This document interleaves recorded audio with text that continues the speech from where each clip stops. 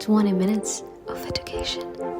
We've all heard something about glucose spikes, insulin, and diabetes, and that supposedly carbs and sweets in general are what cause all that. So often, knowing just that bit of information, we feel kind of guilty after eating a bun or some candy, as if we've somehow hurt our future selves. And that's partly true, but there are some simple science-based hacks that can seriously reduce that harm from carbs and sugar.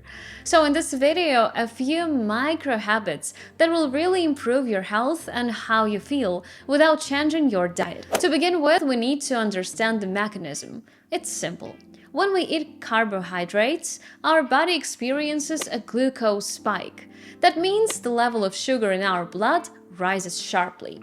Because carbohydrates are biomolecules made up of sugars and their derivatives. They include bread, pasta, oatmeal, pastries, sweets, and even fruits. Carbohydrates, together with amino acids, that is proteins, as well as fats and nucleic acids, are one of the main classes of organic compounds in living organisms.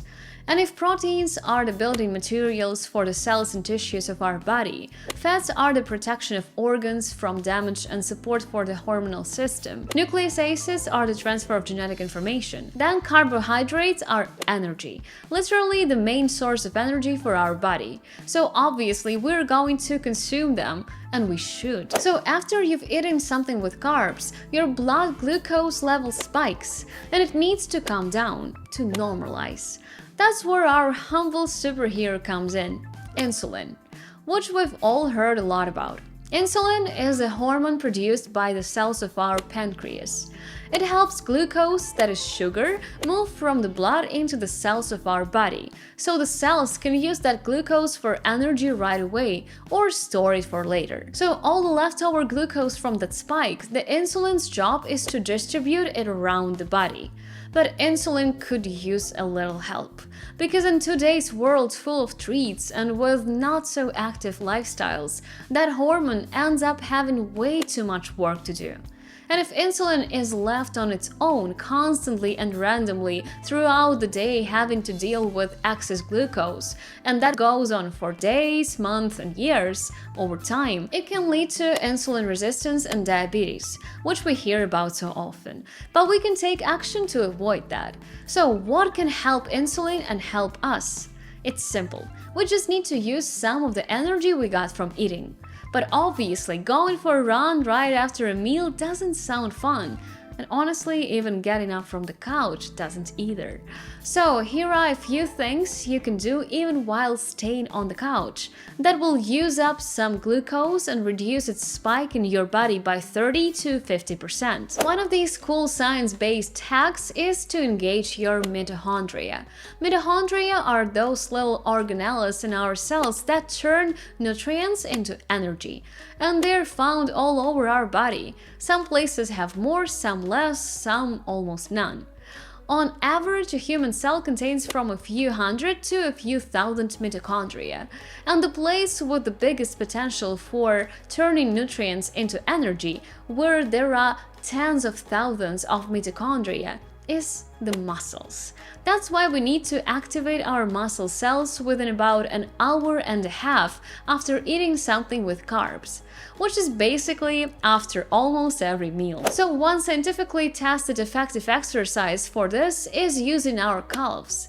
Just sitting on the couch or in a chair, spend at least 5 minutes doing this movement, lifting up onto your toes and lowering back down. This way, the mitochondria in your muscle tissue will start using the food you just ate and immediately turning it into energy, reducing your glucose spike and helping insulin. Plus, this movement also helps your heart, because thanks to the calf's active work, your heart needs less effort to pump blood, especially during physical activity. So by doing this exercise for 5-10 minutes, 30-40 minutes after eating, you become a part of the same team with your heart and your insulin, giving your future self better well-being. Because if your glucose spike is huge, and it will be if you eat and don't use that energy, then after it you'll feel sudden fatigue, drowsiness, and the urge to eat again. In worst cases, there can be dizziness and more serious symptoms that over time lead to insulin resistance and diabetes. But if you use your calves, that's a path into other direction towards a healthy life. But remember, we have muscles not only in our calves. Another effective exercise is doing squats every 45 minutes, just a few times. Say you've eaten and after 45 minutes you do 3 squats, then 45 minutes later 3 more, and so on throughout the day. That way, the mitochondria in your muscle tissue all over your body will regularly have a reason to turn nutrients into energy, because muscles use up a lot of energy. The more developed your muscles are, the more calories your body burns just to maintain itself. So doing a few squats never hurts. And the last science-proven hack is simply shifting your household chores to right after meals. In simple terms, do your chores after eating. For example, you've eaten and 20 minutes later you go hang the laundry, or take out the trash, or walk the dog. All these everyday activities engage your muscle tissue, and in it, mitochondria, and there is that energy conversion happening again. By the way, many people drink coffee to get more energy when they feel tired. I actually have a separate episode about how caffeine affects us in the long run. I invite you to check it out. And I encourage you to take care of your body and your health gently and based on science. And to burn just a little more energy and be healthier, leave a like, hit the bell, and type a comment. The more words, the longer your muscles work. Send this video to someone you care about. See you soon!